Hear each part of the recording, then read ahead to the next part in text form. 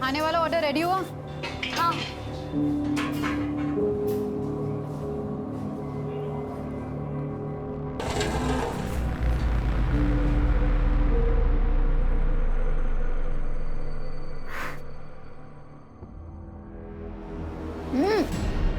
तूने फिर अपनी अकल लगाई?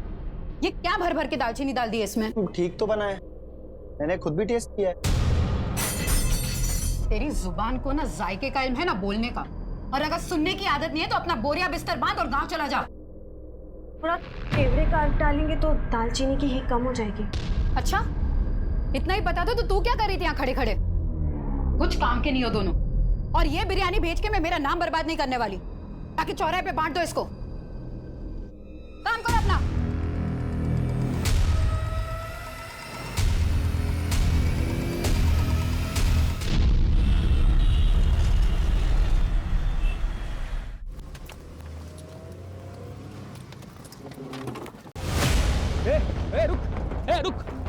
रुक इधर आ। रुक। साले तुझे बड़ा शौक है ना लड़की बनने का, हैं? अभी तुझे तेरा बताते किसे कहते हैं। साले ओ!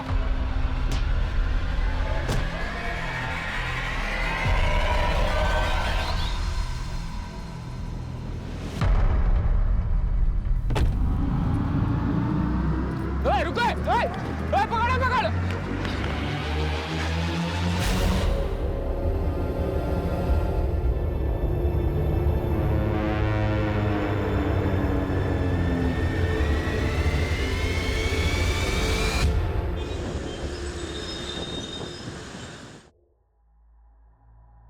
हिना जी, 5 नवंबर को हमारी कंपनी एक बड़ा इवेंट ऑर्गेनाइज करने जा रही है।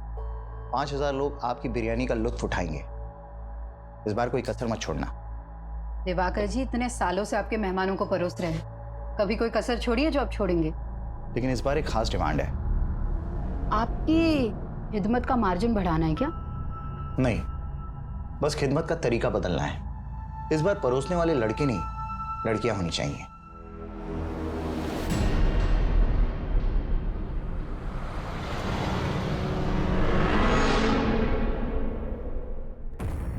माफ कीजिएगा दिवाकर जी, मैं आपकी डिमांड पूरी नहीं कर सकती। ये मेरे उसूलों के खिलाफ है। हिना जी, अपनी पुरानी सोच का नकाब उतारिए। अब इसमें कोई बुराई नहीं है। मैं बखूबी जानती हूँ आप कितने शरीफ हैं, लेकिन मुझे ये बेहूदगी पसंद नहीं। उनको कभी कुछ पसंद नहीं आता इरफान, तंग आ गई मैं उनसे। 5 नवंबर को पुणे वाले इवेंट में हिना मैडम बिरयानी सप्लाई करने वाली है ना? हाँ, तो हम क्या करें, इसमें हमारा क्या भला होने वाला है? फिलहाल तो थोड़ा प्रेशर कम हो सकता है।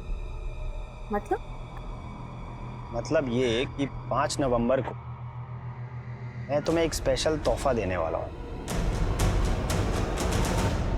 गम और खुशी भी तोहफे हैं जिंदगी के, सबको मिलते हैं।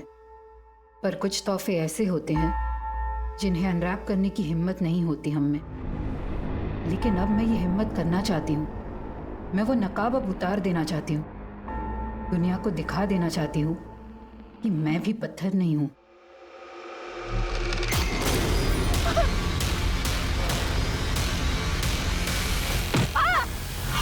लेकिन जब भी हम जिंदगी को एक सही शुरुआत देने की सोचते हैं तो वो हर बार अपना अंजाम बदल देती है।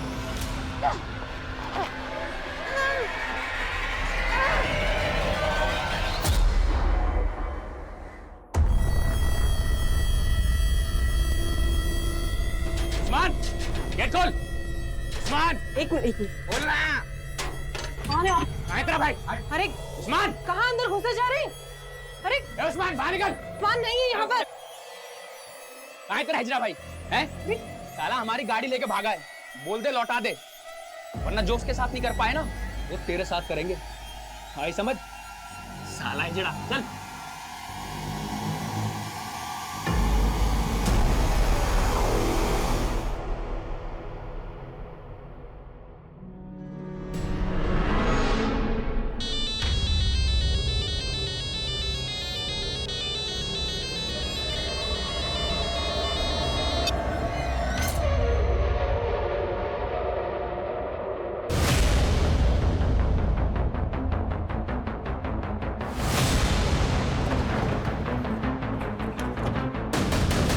नमस्कार, आदाब।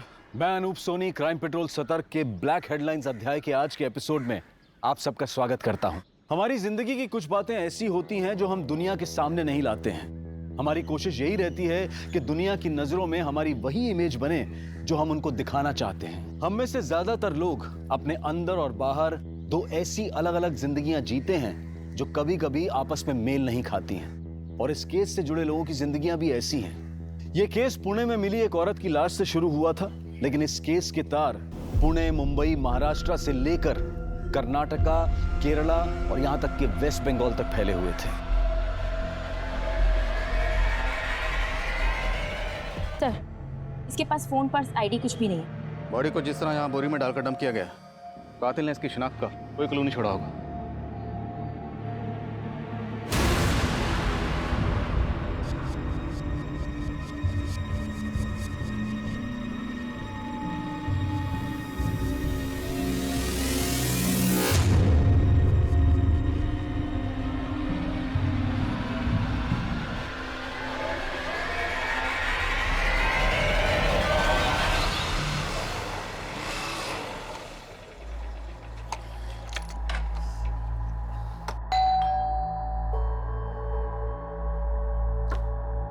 सादिक, आ गया बेटा?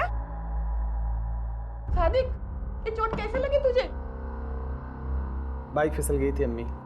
अरे तो डॉक्टर को दिखा के आता था। उसकी जरूरत नहीं थी, कर लूंगा। कहाँ गया था तू? कल सुबह से घर से निकला था और अब लौट रहा है। क्यों मरा जा रहा है उस लड़की के लिए?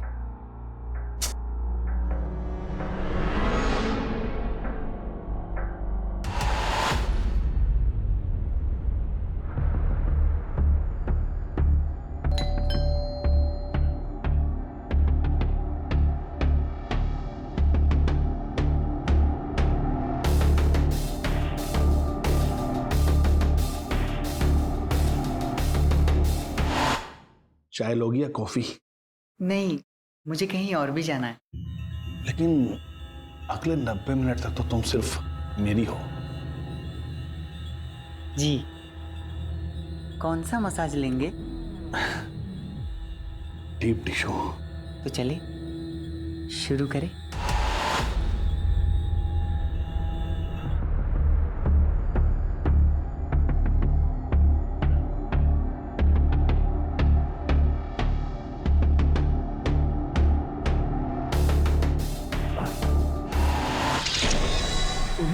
अरे ये मेरा हाथ क्यों बांध रहे?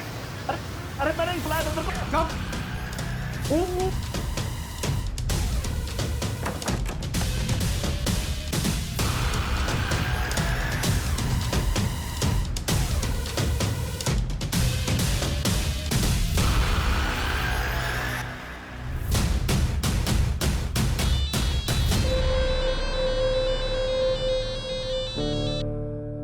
हेलो। उस्मान, कहाँ है तू? हाँ दीदी, मैं थोड़ा काम में फंसा हूँ, मैं आपको कॉल करूँ? देख, झूठ मत बोल। और ये गाड़ी किसकी उठाई तूने? अरे दीदी, मैं झूठ क्यों बोलूँगा आपसे? अच्छा, आप थोड़ी देर रुको ना, मैं आपको कॉल करता हूँ, ठीक है? बाय दीदी। अरे उस्मान सुन।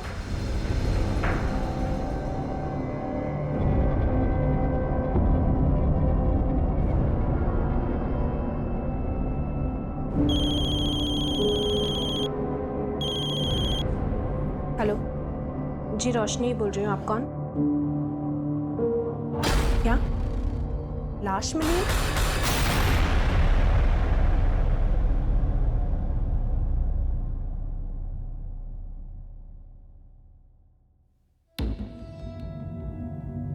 सर, इस औरत के सर और माथे पे जो जख्म है उसमें स्टोन के कुछ टुकड़े मिले हैं। मतलब इस औरत के सर पर किसी भारी पत्थर से लगातार वार किया गया। लेकिन इस औरत के नेक बोन में भी फ्रैक्चर है और हत्या गला दबाकर ही की गई है। और इसकी हत्या तकरीबन 60 से 65 घंटे पहले हुई होगी। 60 से 65 मतलब 5 नवंबर को। रेप के कोई साइन? नहीं सर, ऐसा कुछ नहीं। पर हाँ, इसके पेट में प्रेगनेंसी के मार्क्स हैं। शायद 2 या उससे ज़्यादा बार डिलीवरी हुई है। मतलब ये औरत शादीशुदा हो सकती है? जी सर। माँ, बीवी, बहन, बेटी, मैंने औरत की जिंदगी का हर रिश्ता जिया, लेकिन मेरा वजूद हमेशा प्यासा रहा, उस प्यार का जो हमेशा मुझसे छीन लिया गया। मिजाज ही बदल दिया तुमने। पकोड़े जैसी चीज को रोज नया टेस्ट दे देती हो। मेरे अब्बू का हुनर है, कभी जबान तो कभी हाथों में उतर आता है। जुबान तो मैं तुम्हारी पकड़ नहीं सकता, लेकिन इसे मरते दम तक थामे रखना चाहता हूं।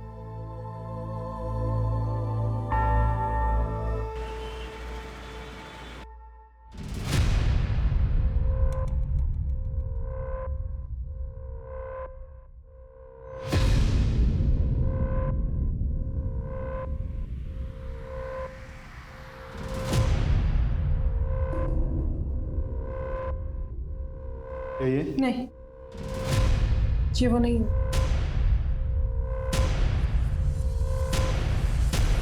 सर, क्राइम सीन के आसपास कोई भी ऐसा नहीं मिला जो इस औरत को पहचानता हो। तो महाराष्ट्र के किसी भी पुलिस स्टेशन में कोई ऐसी मिसिंग कंप्लेंट भी नहीं मिली जो इस औरत के हुलिये से मैच करती हो।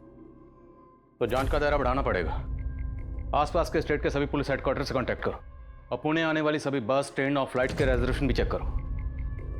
और पुणे के सभी ज्वेलर से पता करो कि पायल कहाँ से खरीदी गई और किसने खरीदी। सर, हिना की पहचान पता करने का हर जरिया अपनाया जा रहा था, लेकिन फिलहाल कहीं से कोई भी लीड नहीं मिल रही थी, जो पुलिस को यह सोचने पर भी मजबूर कर रही थी कि कहीं हिना के मर्डर में उसके किसी करीबी का तो हाथ नहीं था। फटाफट करो इसको। अरे कितना वक्त लगा रहे तुम लोग, फटाफट करो। ला दिखाओ, 1 बजे तक डिलीवरी करना है माल। फटाफट काटो बेटा, जल्दी से। और सुनो, हिना नहीं है तो ये मत समझना कि छूट मिल गई है, ढिलाई नहीं होगी कोई। फटाफट काम करो और जो कुछ होगा मेरे हिसाब से होगा यहाँ पे, समझ गए ना? फटाफट करो काम। आदाब, ये क्या बदतमीजी है? आदाब, आदाब, आदाब, दरवाजा खोलो। आदाब, दरवाजा खोलो। आदाब। इरफान, मैंने बोला था ना मुझे फोन मत करना। हाँ, तो मुझे अवॉइड करने से तुम्हारी तकलीफ कम हो जाएगी क्या? आना। तो तुमसे मिलकर कौन सी तकलीफ कम हो जाएगी मेरी? यार, तकलीफ में सिर्फ तुम ही नहीं हो ना, मेरी भी तो प्रॉब्लम समझो। प्लीज एक बार मिल लो। ठीक है, बताती हूँ। किससे बातें कर रही थी? आप क्यों ताका झाकी करती हैं?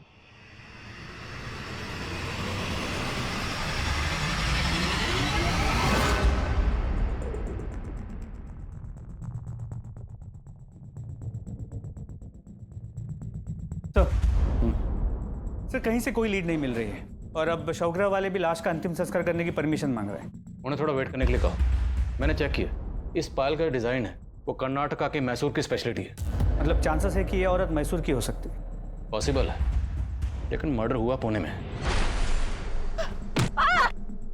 एक काम करो, जिस एरिया में हमें लाश मिली उस एरिया का डंप डाटा स्टडी करो। हो सकता है मर्डर के वक्त इस औरत का फोन एक्टिव रहा हो।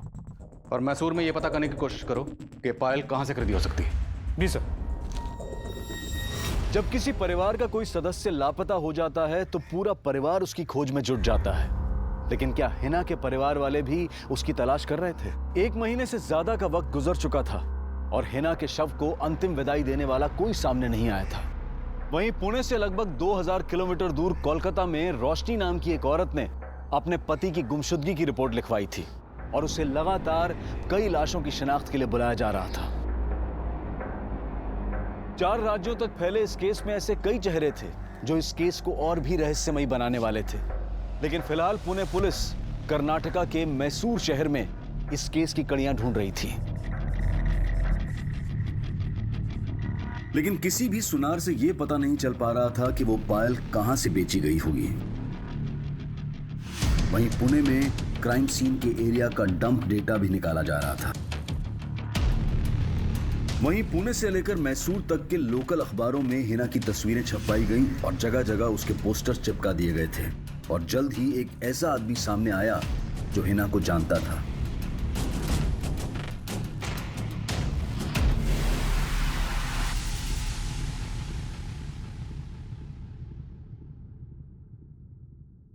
हिना शेख नाम था इस औरत का? जी साहब, ये मेरी दूर की भाभी लगती हैं। ये हिना शेख यहीं मैसूर में रहती थी? नहीं साहब, इनके शौहर का यहाँ मैसूर में आना जाना लगा रहता था, लेकिन ये दोनों मियाँ बीवी मुंबई के मलाड इलाके में रहते थे।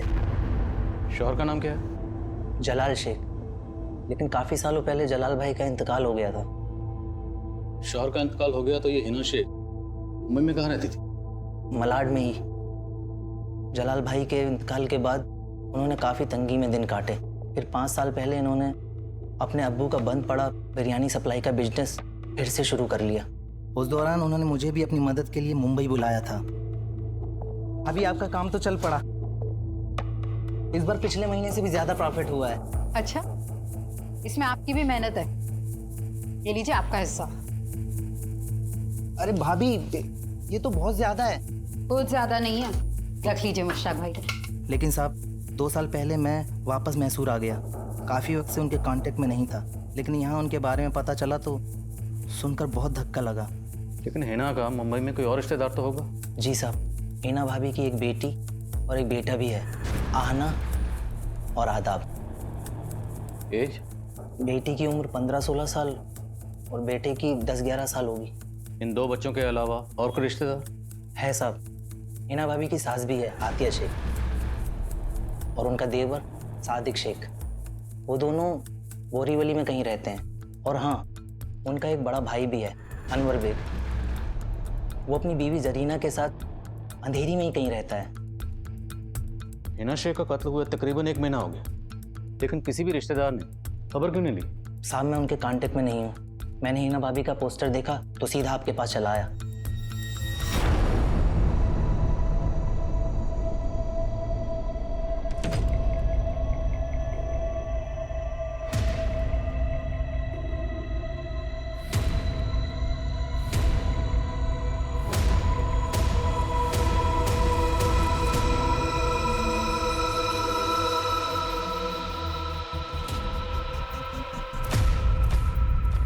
आपको गलतफहमी हो रही है सर।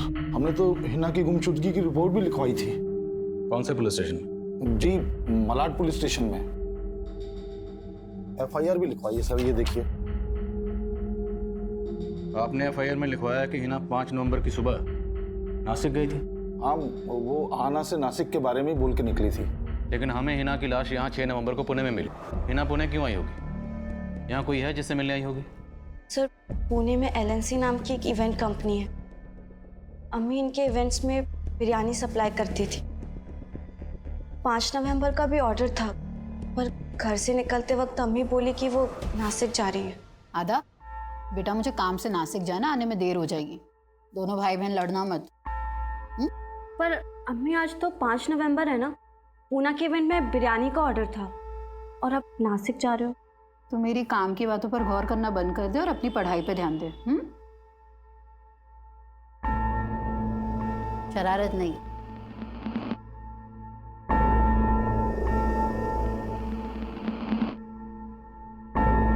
अम्मी, हग नहीं करोगे?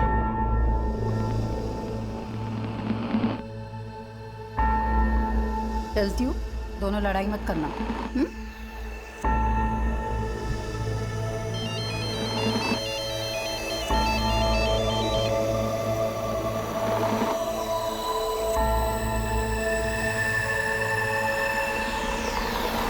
हाँ ना, तुम्हारी अम्मी का किसी के साथ कोई झगड़ा, कोई दुश्मनी?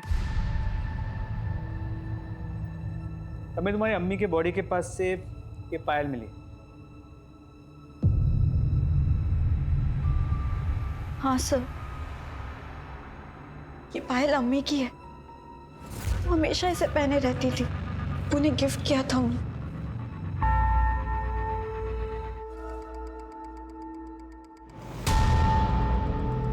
सर, क्या मैं ये पायल ले जा सकती हूँ?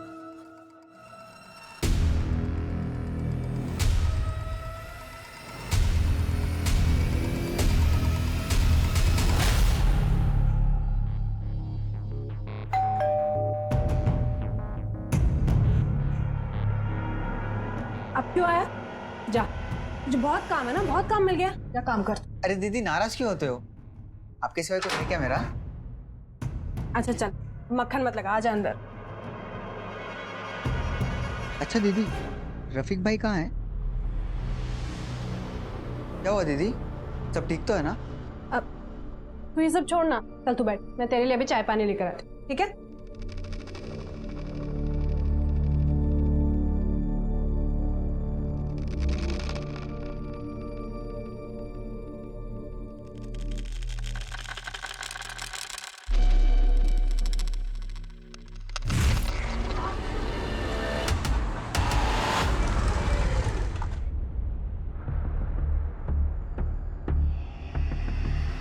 उस्मान रुक! उस्मान!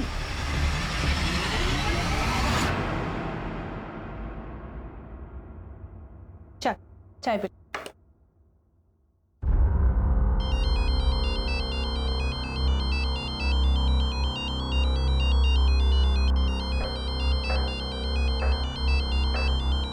तो चाय पी, मैं आती हूँ। हेलो, हाँ जी बोलिए। बंका? जी नहीं, मैं किसी बंका को नहीं जानती इंस्पेक्टर साहब।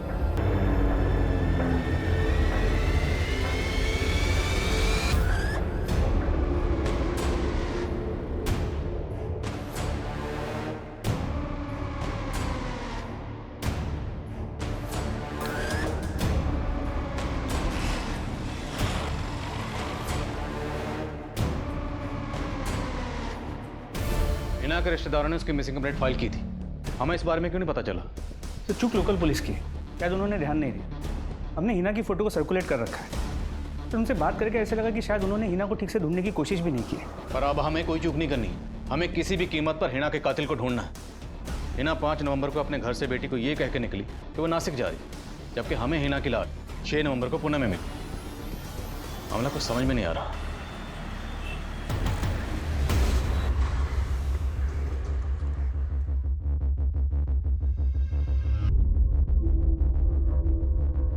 हाँ सर, हमने हिना को 5 नवंबर के इवेंट का ऑर्डर दिया था, लेकिन वो हमारे टर्म्स के मुताबिक काम करने के लिए तैयार नहीं थी, इसलिए हमने ऑर्डर कैंसिल कर दिया।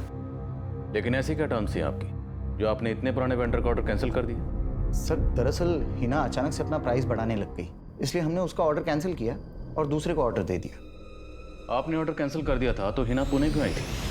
सर वो मैं कैसे बता सकता हूँ। गिनवा के रखो उसको पूरा और भर के रखना इसको ना, संभाल के, ठीक है? ना बेटा, मैंने बोला था ना सब संभाल लूंगा मैं। तुम घर जाओ, बिल्कुल फिक्र मत करो, अपना और आदाब का ख्याल रखना। अच्छा, एक और जरूरी बात थी, ये कंपनी का जो अकाउंट है उसका नेट बैंकिंग का पासवर्ड क्या है?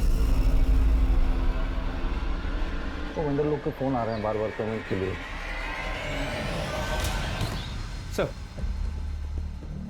सर हिना के कॉल रिकॉर्ड चेक किए। 5 नवंबर की सुबह उसने 2 बार दिवाकर को फ़ोन किया था और उसके बाद उसका फ़ोन मुंबई से पुणे की तरफ ट्रैवल हुआ और 5 नवंबर के शाम 5 बजे उसका फ़ोन पुणे में स्विच ऑफ हुआ। यानी उसी दौरान जब उसका कत्ल हुआ। तो मैंने इस दिवाकर की फील्डिंग लगा दी।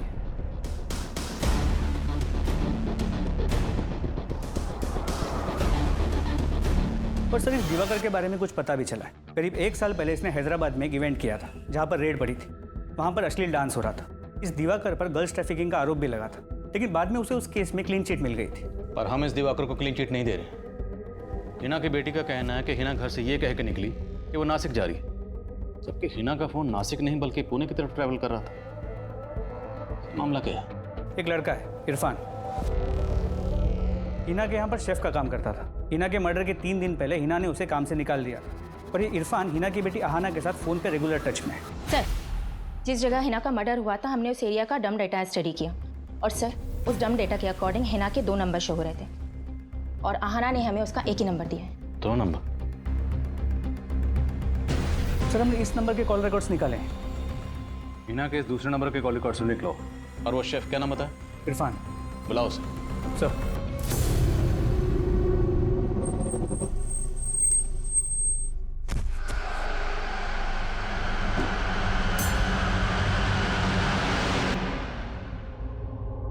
सर मानता हूँ कि हिना मैडम ने मुझे जॉब से निकाल दिया था, लेकिन मैंने कुछ नहीं किया है। जॉब से क्यों निकाल? ये नहीं बताएगा?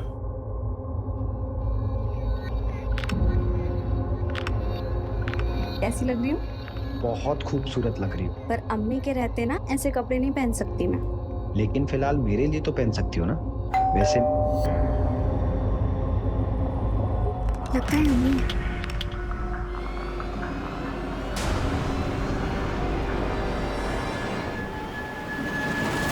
इतनी क्यों देर कर दी तुमने? अम्मी वो मैं वॉशरूम में थी। अच्छा,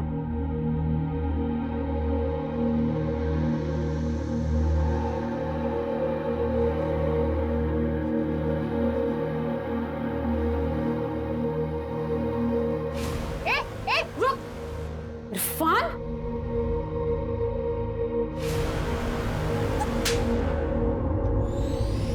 सर दरअसल हिना मैडम को मेरा और अहाना का मिलना पसंद नहीं था, बस इसीलिए उन्होंने मुझे जॉब से निकाला था। फिर तूने क्या किया?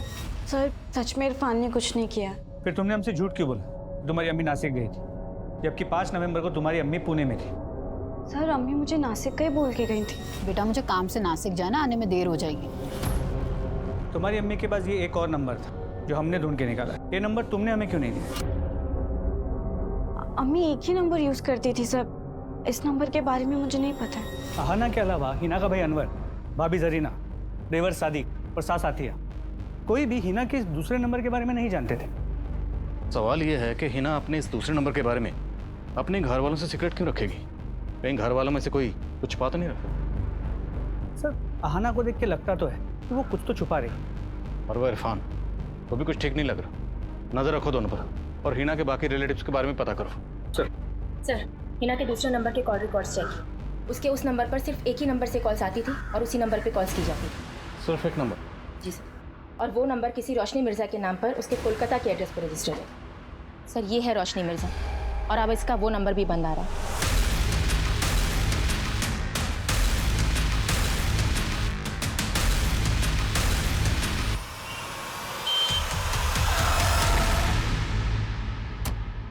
सर आप जिस रोशनी मिर्जा से मिलने आए हैं उसने करीब 1 महीना पहले 3 नवंबर को अपने पति रफीक मिर्जा की मिसिंग रिपोर्ट फाइल की थी, और कुछ दिन पहले हमें रफीक की लाश मिली थी।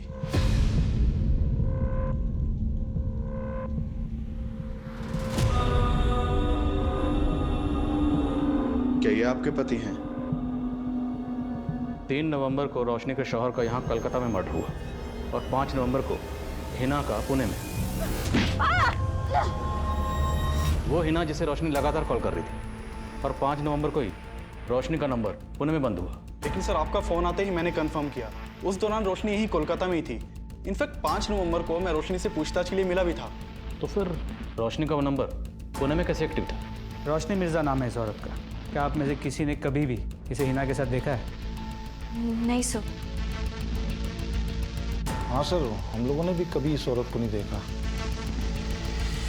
मैं किसी रोशनी को नहीं जानती। और आप? नहीं सर।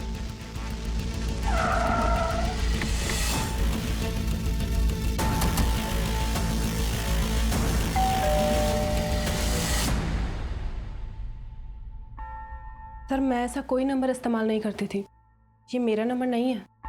लेकिन ये नंबर आपके नाम पर रजिस्टर्ड है, और इस नंबर से मुंबई में एक हिना नाम की औरत से लगातार बातें हो रही थी। ये हिना, पहचानते हैं इसे? नहीं सर, मैं नहीं जानती इसको। मैं कभी मुंबई भी नहीं गई हूँ। और पुणे? नहीं सर, मैं कभी बंगाल से ही बाहर नहीं गई हूँ।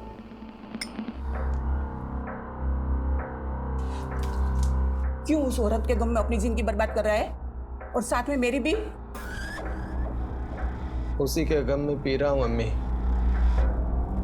अगर उसने मेरे जज्बात को समझा होता तो आज उसका ये हश्र नहीं होता। सादिक, तूने तो उसका ये हाल नहीं किया। जिस दिन हिना की मौत हुई उस दिन तू भी तो यहाँ नहीं था।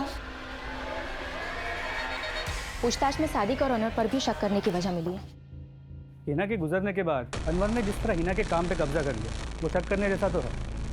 इसके अलावा क्या मिला? हिना के कई रिश्तेदारों का कहना है कि जलाल की मौत के बाद हिना के साथ चाहती थी कि सादिक हिना से शादी कर ले, और सादिक जलाल और हिना की शादी के पहले से हिना को पसंद करता था। कहीं हिना के इस हश्र की वजह सादिक की हताश मोहब्बत तो नहीं?